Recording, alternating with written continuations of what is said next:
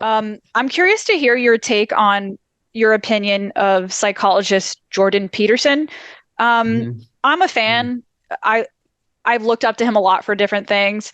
I've hmm gotten a lot of shade from friends for that. I've had, some friendly shade. I've had some people say like, I hate that guy, but do your thing. But I've also hmm had other extremes of people like not talking to me anymore because I've supported him on this channel. I'm Yeah. curious to know what's your take on Jordan Peterson? Have you looked up to him and his work? Fan, not a fan?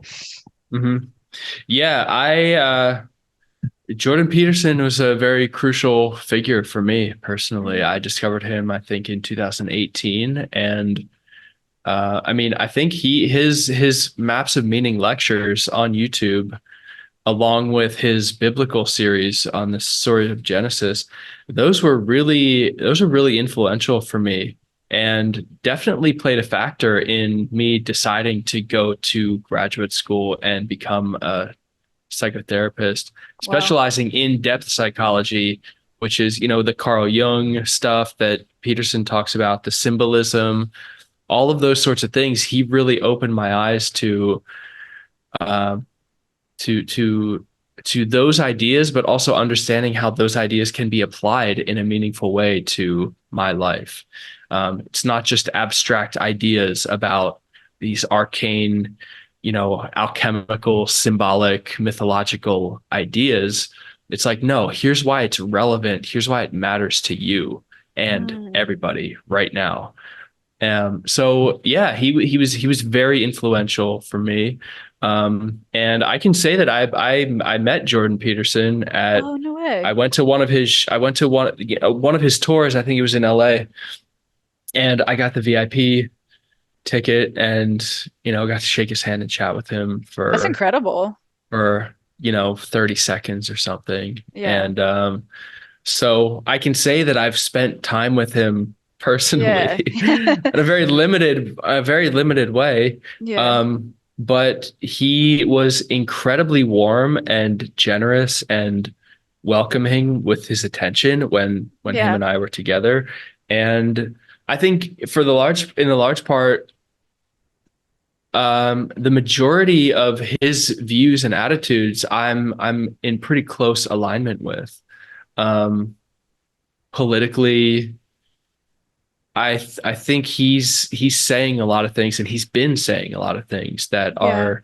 are maybe not really the most comfortable ideas, but life and reality is not necessarily comfortable all the time. Right. And That's how he was such an influence for me. It's funny, he's very polarizing. It seems like the media focuses a lot on his political views, but yeah, it's kind of like they're throwing out because there's even some like climate change stuff that he says that I personally don't agree with either. But I feel hmm like they're really throwing out the baby with the bathwater because they seem to hmm forget that he's this incredible psychologist. Like he has yeah, this whole other body of work that's not yeah, political, really. right, And that's where he really helped me and influenced me because last year I had experienced, and I'm not going to get too personal with the details. I'm going to try to sum it up in simpler terms.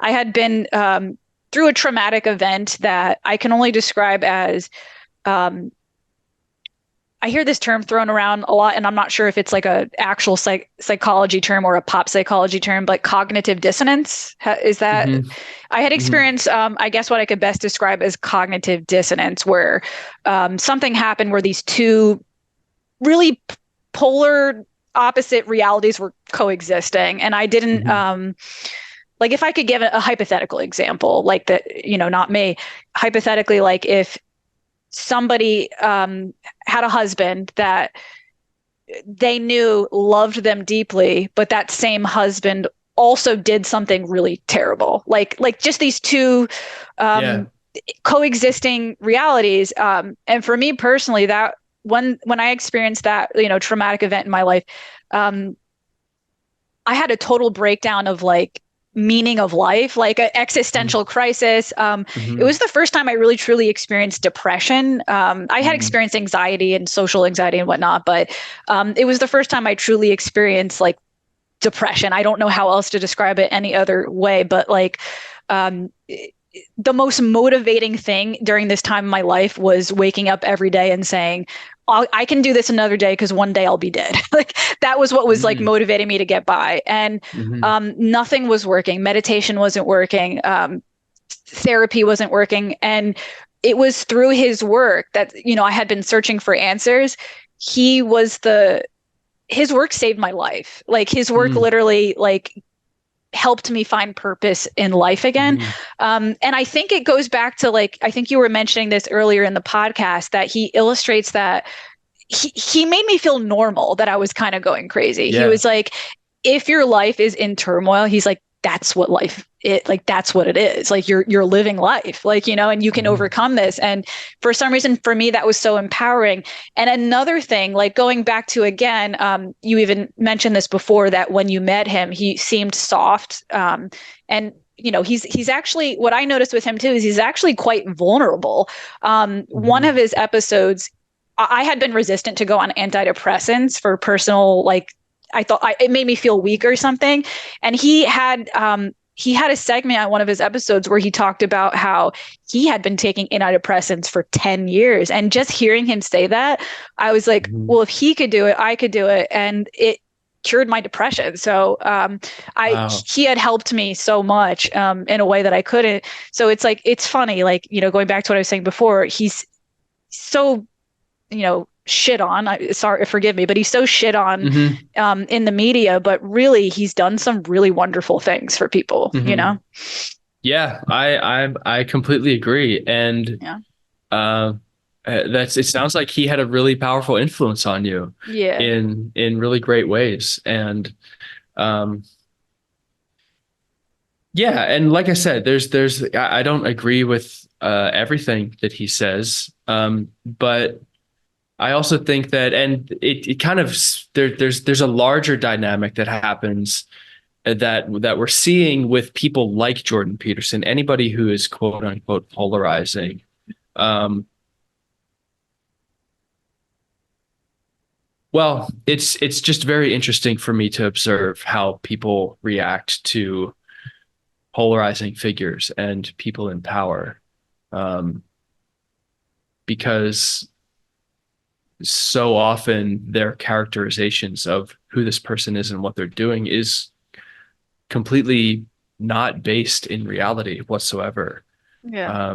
The example is Peterson being portrayed as like the evil Nazi villain in like some comic book or something. Like those sorts of things are so disconnected from reality. But there's a whole swath of people who believe that that's actually true about him.